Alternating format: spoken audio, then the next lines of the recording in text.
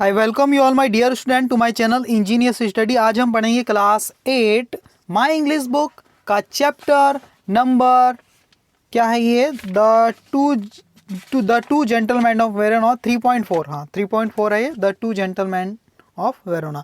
Gentleman का मतलब क्या होता है? सज्जन पुरुष। कुछ अच्छे इंसानों को बोलते हैं जेंटलमैन, है ना। लेडी एंड जेंटलमैन सुने होंगे आपने, है ना। वेरोना ये शायद किसी प्लेस का नाम है, ठीक है। तो वहाँ के जो दो जेंटलमैन हैं, इनकी कुछ स्टोरी है जो हम यहाँ पर देखने वाले हैं, ठीक है स्टूडेंट। ए जे क्रॉनिन ही राइटर है जिसने स्टोरी को लिखा है, और ये हमें ये स्टोरी को बता रहे हैं, है ना। ऑथर है इस स्टोरी के, नरेटर है ना। इस नरेट कर रहे हैं, सुना रहे हैं हमें स्टोरी। क्या नाम है उनका? A J Cronin has very well carved the idea of selfless help and explained the importance of education towards relationship in the story. इस स्टोरी में क्या हुआ है कि एजे क्रोनिन जो है has very well carved the idea का मतलब क्या स्टूडेंट? कार्व एन आइडिया, इसका मतलब होता है स्टेब्लिश या क्रिएट, है ना। उन्होंने एक बहुत ही अच्छा विचार, आइडिया यहाँ पर क्या किया है, बहुत अच्छे तरीके से एक विचार को प्रस्तुत किया है उन्होंने। अपने विचार को, कौन सा विचार है, कौन सा थॉट है वो? Of selfless help. मतलब आप किसी की जब हेल्प करते हैं ना, तो उसमें आपका कोई मतलब नहीं होना चाहिए, निस्वार्थ रूप से किसी की आप हेल्प करें। ऐसे एक थॉट को, विचार को यहाँ पर एक स्टोरी के थ्रू हमें एक्सप्लेन किया है। एंड एक्सप्लेन्ड, और इन्होंने क्या एक्सप्लेन किया? The importance of dedication. हाँ सॉरी, एजुकेशन बोल दिया था मैंने, है ना। और जो डेडिकेशन है आपके अंदर, जो जुनून है, उसकी कितना इंपॉर्टेंट है towards relationship in the story. आपके जो संबंध है, रिलेशनशिप है, उसमें एक डेडिकेशन होना चाहिए। सही बात है। और क्या होना चाहिए? सेल्फलेस हेल्प की भावना होना चाहिए, बिना किसी स्वार्थ के हाँ आप हेल्प करें, ऐसी भावना होना चाहिए, है ना। तो ये कितनी ज़रूरी है, कितनी इंपॉर्टेंट ये चीज़ें कि आपकी रिलेशनशिप में, इस चीज़ को उन्होंने बताया यहाँ पर। The two gentleman of Verona, कौन सी स्टोरी में बताया है? द टू जेंटलमैन ऑफ स्टोरा, इस वेरोना, इसमें इस चीज़ को उन्होंने एक्सप्रेस करने की कोशिश की है। The story revolves around the two boys named Nicola and Jacopo who do numerous things to earn money only to pay for their sister's treatment who suffers from tuberculosis of the spine। देखो क्या है ये जो कहानी student, ये दो बच्चों की आसपास घूमते रहती है ना। ये द स्टोरी रिवॉल्व्स अराउंड का मतलब द टू बॉयज, इन दो बच्चों के, दो लड़कों के आसपास ये कहानी घूमती, उन्हीं से रिलेटेड है। क्या नाम है उनका? निकोला एंड जेकोपो, ये दो नाम है बच्चों का। हु डू, जो करते हैं, न्यूमरस थिंग, कई टाइप की चीज़ें करते हैं। क्यों करते हैं? टू अर्न मनी, पैसे कमाने के लिए कई टाइप की वो चीज़ें करते हैं। टू अर्न मनी, और मनी क्यों कमाते हैं? मनी ओनली टू पे फॉर देयर सिस्टर्स ट्रीटमेंट, क्योंकि इनको अपने सिस्टर के ट्रीटमेंट कराना, इसलिए वहाँ जो डॉक्टर को पे करना पड़ता है, पैसे चुकाना पड़ता है उसके लिए, है ना। तो ट्रीटमेंट के लिए पैसा पे करना, इसलिए कई टाइप की चीज़ें करते हैं, है ना। हु सफ़र्स फ्रॉम, और ये जो इनकी सिस्टर है वो हु सफ़र्स, जो जूझ रही है, किससे जूझ रही है? फ्रॉम ट्यूबेकुलोसिस ऑफ द स्पाइन, उसके स्पाइन में जो है एक ट्यूबेकुलोसिस है, एक इन्फेक्शन है, बैक्टीरियल इन्फेक्शन वो हो गया है, इसी से वो जूझ रही है। और इसलिए ये दो बच्चे जो हैं अपनी बहन के लिए क्या कर रहे हैं? बहुत सी मेहनत कर रहे हैं, कई टाइप की न्यूमरस थिंग कर रहे हैं जिससे पैसे कमा सके। तो यही ये ऑथर हमें नरेट करके बता रहा है, सुना रहा है स्टोरी इनके बारे में। देखो क्या कुछ है। ये जो स्टोरी है बिगिंस विद, ये स्टार्ट होती है विद द नरेटर। जो नरेटर है हमें कहानी सुना रहे हैं, शुरू में जो नाम मैंने आपको बताया, क्या नाम है उनका? ए जे क्रोनिन, ठीक है। तो begins with the narrator driving down, ये जो क्या कर रहे हैं? ड्राइव कर रहे हैं, अपनी गाड़ी चला रहे हैं। Down the foothill of the Alp पर्वत की जो पहाड़ियाँ हैं उसके नीचे का जो एरिया है, वहाँ पर ये क्या कर रहे हैं?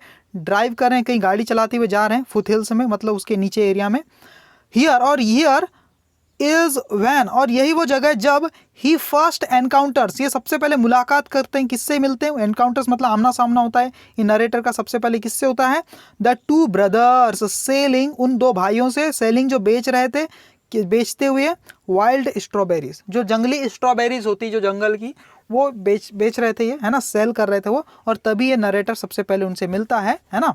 और क्या होता है? इवन आफ्टर द ड्राइवर, जो नरेटर का जो ड्राइवर है, even after the driver forbids the narrator to buy the wild fruits, even after the driver, यानी ड्राइवर के फॉरबिट मतलब मना करने के बावजूद भी, है ना। इवन आफ्टर मतलब के बावजूद, किसके बावजूद? The driver forbid the narrator, forbid का मतलब मना करना, डिसअलाउ, है ना। उसके मना करने के बावजूद भी नरेटर क्या करता है, टू बाय, वो खरीदता है किस चीज़ को, क्या किस चीज़ को मना करता है वो driver, to buy the wild fruit, ये वाइल्ड फ्रूट खरीदने से मना कर देता है, ठीक है ना। कौन, ड्राइवर, किसको, नरेटर को। तब भी क्या होता है, he buys the biggest basket and drives towards the town, तब भी वो बड़ा सा बास्केट उन फ्रूट का खरीद लेता है नरेटर और अपने टाउन की तरफ चले जाता है, ठीक है। This scene emphasize on the first step of growing intimacy between the narrator and the two boys, और यही सीन है जो एम्फसाइज ऑन, इस चीज़ पर फोकस करता है, जोर डालता है कि यही क्या है, पहली स्टेप है ऑफ ग्रोइंग इंटीमेसी, इंटीमेसी मतलब फ्रेंडशिप, उनके बीच जो फ्रेंडशिप बढ़ रही थी, इस बात की ये पहली स्टेप है ना, यहीं से वो फ्रेंडशिप बढ़ रही थी, किसके बीच में, between the narrator and the to boys, ये दो बॉयज़ है और नरेटर के बीच में, यहीं से क्या होती है, उनकी फ्रेंडशिप ग्रो होने लगती, यही पहली स्टेप है, ठीक है। कि ड्राइवर के मना करने के बाद भी वो वाइल्ड स्ट्रॉबेरीज खरीद लेता है। और अगले दिन क्या होता है, next day the boys are found shining shoes in the public square, public square मतलब चौराहे पे क्या होता है कि वो बच्चे दिखाई पड़ रहे हैं, वो पाए जा रहे हैं, है ना, शाइनिंग शूज, वो शूज की पॉलिश करते हुए देखे जा रहे हैं, है ना, नरेटर को ऐसा समझ में आता है। दिस अमेज द नरेटर, और ये चीज़ क्या करती है, अमेज द नरेटर, नरेटर को बिल्कुल चौंका देती है ना, ये तो स्ट्रॉबेरी बेच रहे थे, अब यहाँ पर चौराहे पे बैठ के ये शूज पॉलिश कर रहे हैं, है ना। दिस इज वैन, और यही वो जगह है, when they reveal the fact that they do numerous kind of things to earn money, और यही वो जगह है जहाँ वो रिवील करते हैं, ये सच को बताते हैं। रिवील द फैक्ट का मतलब क्या होता है, सच्चाई को उजागर करना, रिवील मतलब किसी चीज़ को उजागर करना, बताना, खोल देना राज को, है ना, इस राज को खोल देते, रिवील कर देते हैं। That they do numerous kind of things, वो कई प्रकार की चीज़ें करते हैं, किस चीज़ के लिए, टू अर्न मनी, यहीं पर वो नरेटर को ये चीज़ बता देते हैं। Here the narrator is soon to develop a soft corner for them in his heart, और यहाँ पर ही जो नरेटर को ऐसा दिखाया जाता है, इस सोन, ऐसा लगता है कि टू डेवलप, उसके मन में डेवलप हो गया हो एक सॉफ्ट कॉर्नर फॉर देम, उनके लिए एक, उसके दिल में, of his to in his heart, उसके दिल में उन बच्चों के लिए क्या हो, एक जगह बन गई हो, है ना, एक क्या कहना चाहिए, सॉफ्ट कॉर्नर का मतलब वही है कि उसके दिल में कुछ जगह बन गई, कुछ आत्मीयता आ गई, कुछ, है ना, ऐसा यहाँ पर दिखाया है। ही फाइंड्स, नरेटर देखता है कि देम, उन्हें देखता है, टू बी इनोसेंट, वो बिल्कुल कैसे हैं, दोनों बच्चे इनोसेंट है, मासूम है ना, सीरियस है, काफ़ी गंभीर है, प्लीजेंट है ना, प्लीजेंट मतलब इंटरेस्टिंग है बिल्कुल, एंड अर्नेस्ट, अर्नेस्ट का मतलब क्या होता है, ऑनेस्ट, ईमानदार भी है ना, अर्नेस्ट मतलब ईमानदार भी है, ये चीज़ नरेटर को यहाँ पर दिखाई पड़ती है। The boys are very useful, और ये बॉयज़ है बहुत ज़्यादा यूजफुल है, किसके लिए, टू द नरेटर, क्योंकि ये बॉयज़ कुछ इंटरेस्टिंग है ना, इनकी स्टोरी कुछ अजीब सी लग रही है ना, ये अलग अलग टाइप की चीज़ें कर रहे हैं, तो इनके, ये नरेटर को कहानी लिखने के लिए काफ़ी हेल्पफुल है ये बॉयज़, उनके बारे में कुछ लिख सकता है, कुछ इंटरेस्टिंग चीज़ें होती अलग सी, वही नरेटर लोग के काम आती जो कि लिखते हैं ना, राइटिंग्स वगैरह। तो नरेटर को ये चीज़ बड़ी इंटरेस्टिंग लग रही है, बॉयज़ उसके लिए बड़े यूजफुल लग रहे हैं ना। They are very willing to satisfy all that the narrator requires, और नरेटर को जिस टाइप की चीज़ें होनी चाहिए वो सारी, है ना, दे आर वेरी विलिंग, और ये जो बच्चे हैं ये बहुत ज़्यादा इच्छुक हैं, to satisfy all that the narrator requires, narrator की जितनी भी रिक्वायरमेंट जो चीज़ें हैं उन सबको सेटिस्फाई करने के लिए बॉयज़ क्या बिल्कुल इच्छुक है ना। They are found selling newspaper, ये जो किरदार है बच्चों का, ये क्या है, नरेटर की सारी इच्छाओं को, विल को सेटिस्फाई करने के लिए क्या अच्छे किरदार है, ठीक है। हाँ, अगली लाइन क्या है, they are also found selling newspapers, ये और कहाँ देखे जाते हैं, ये पाए जाते हैं कि वो न्यूज़पेपर बेचते हुए पाए जाते हैं, किसके द्वारा, बाय द नरेटर, नरेटर को ये दिखाई पड़ते हैं कि वो न्यूज़पेपर भी बेच रहे हैं, ठीक है ना। वन स्टॉर्मी नाइट, और एक दिन तूफानी रात में क्या होता है, वन डे एक दिन, when the narrator asks if he can help them in any, जब ये नरेटर पूछता है उनसे तूफानी रात में, कहीं यहाँ पर जाते रहता है, कहीं ट्रैवल करते रहता है, तो दोनों बच्चे उसे दिखाई देते हैं, है ना। तो एक दिन क्या होता है, नरेटर पूछता है उनसे, ask if he can help them in any, क्या वो उनकी हेल्प कर सकता है किसी मामले में, ऐसा वो पूछता है उनसे, क्या मैं आपकी हेल्प कर सकता हूँ क्या, ऐसा पूछता है। इन एनी मतलब किसी भी चीज़ में। दे से, तो वो क्या कहते हैं दोनों बच्चे, they will be very grateful, ये उनके लिए बड़ी अच्छी बात होगी, इफ़, यदि, दे गेट अ लिफ्ट, अगर उन्हें लिफ्ट मिल जाए, बच्चों को नरेटर के द्वारा लिफ्ट मिल जाए, to the nearby village Poleta, उनके जो पड़ोसी जो गांव है विलेज पोलेटा, वहाँ तक के लिए अगर नरेटर उन्हें लिफ्ट दे दे तो उनके लिए बड़ी ग्रेटफुल बात होगी, एहसान वाली बात होगी, ऐसा वो बच्चे कहते हैं। ऑल्दो, हालांकि it doesn't come in the narrators way, हालांकि जो पोलेटा जगह है नरेटर्स के रास्ते में नहीं पड़ती, तब भी क्या होता है ही टेक्स देम देयर, तब भी ये नरेटर उन्हें वहाँ ले जा देता है पोलेटा, है ना, जहाँ वो कहते हैं। The boys get down in a building, एक बिल्डिंग के पास वो उतर जाते हैं वहाँ से, and ask the narrator to wait in a nearby cafe, और नरेटर को बोलते हैं कि वो पास वाली जो कैफ़े दुकान है, मतलब जहाँ पर चाय वाय सब मिलती है, चाय सिगरेट, तो उस दुकान के पास आप वेट करो until they return with in an hour, जब तक कि वो 1 घंटे के अंदर वापस नहीं आ जाते आप वेट करो, ऐसा वो कहते हैं दोनों बच्चे, है ना, उस बिल्डिंग के पास उतरने के बाद। आगे क्या होता है, eagerness leads the narrator to follow the boys up to a place which is actually a hospital. Eagerness का मतलब एक उत्साह रहता है, जो लीड्स द नरेटर, वो नरेटर के अंदर एक उत्साह रहता है, जिज्ञासा रहती है जानने की कि बच्चे कहाँ उतर रहे, कहाँ जा रहे हैं, है ना। तो लीड्स द नरेटर मतलब नरेटर को लेके जाता है टू फॉलो द बॉयज, है ना, ये उत्साह ही उन्हें क्या करता है, उस बच्चों को फॉलो करने के लिए मजबूर कर देता है ना, बॉयज़ को, कहाँ पर, up to a place which is actually a hospital. ऊपर जो जगह है जहाँ वो ऊपर बिल्डिंग में जा रहे हैं वहाँ भी नरेटर उनको फॉलो करता है ना, और वो एक्चुअली क्या रहता है, एक हॉस्पिटल रहता है ना।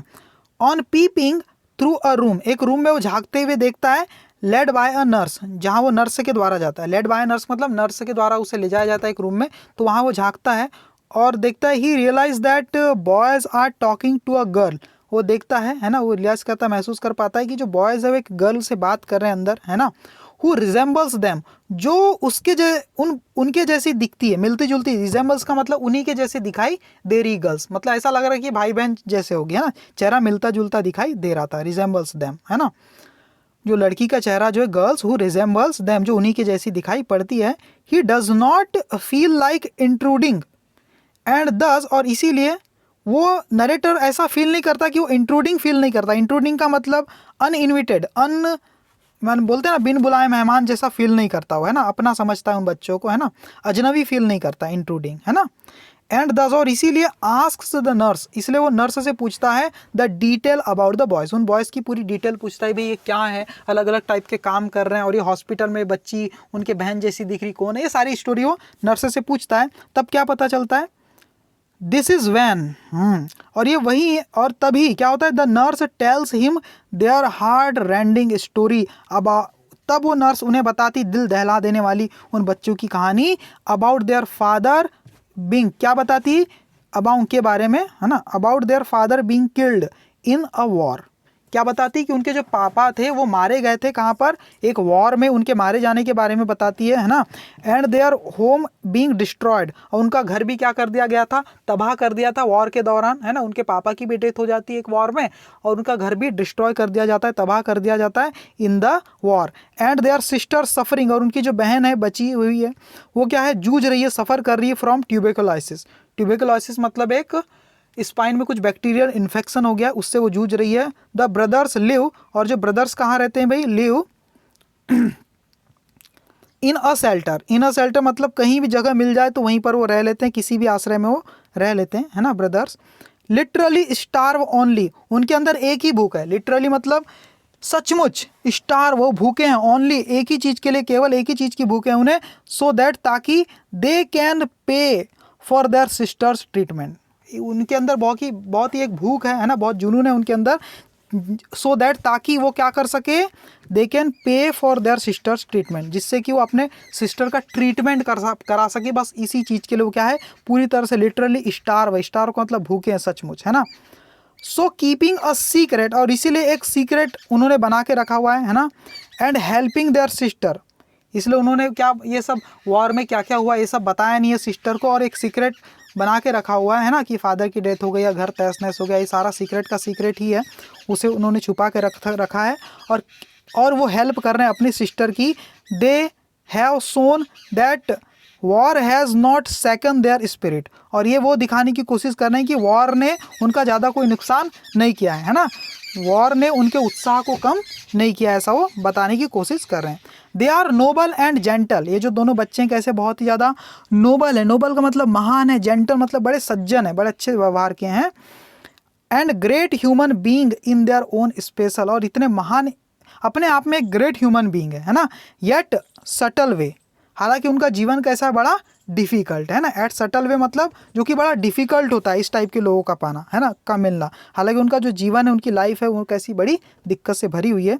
This story distinctly talks about how true the amplification says. और ये जो स्टोरी है, डिस्टिंक्टली का मतलब क्या होता है, क्लियरली, टॉक्स अबाउट क्लियरली बताती है किसके बारे में, how true the amplification says, ये जो कहावत है ये कितनी सच है इसके बारे में बताती है ना। फोकस ऑन अ स्टेटमेंट, ये जो स्टेटमेंट के जो फोकस है उसको बहुत अच्छे से ही कहानी एक्सप्रेस करती है। क्या है ये कहानी, there where there is will there is way, जहाँ पर चाह है वहाँ ही राह है। अगर आप चाहते हैं कुछ करने का तो आपके रास्ते खुद ही ओपन हो जाते हैं। इस सच को ये कहानी बिल्कुल अच्छे से एम्प्लीफिकेशन सेज, एम्प्लीफिकेशन का मतलब कहावत कहती इस कहानी को, ठीक है ना। तो इस कहावत पे पूरी कहानी ये फिट होती कि जहाँ चाह है वहीं राह है, ठीक है ना। ओके, अगर आपको ये स्टोरी समझ में आई होगी एक एक लाइन का मीनिंग, तो मुझे बताइएगा कमेंट करके, और ये भी बताइएगा कि आप इससे क्या सीख पा रहे हैं और आपको क्या कुछ रिक्वायरमेंट है आपकी। ओके, तो लाइक ज़रूर कर देना वीडियो अगर पसंद आई होगी तो। Thank you very much.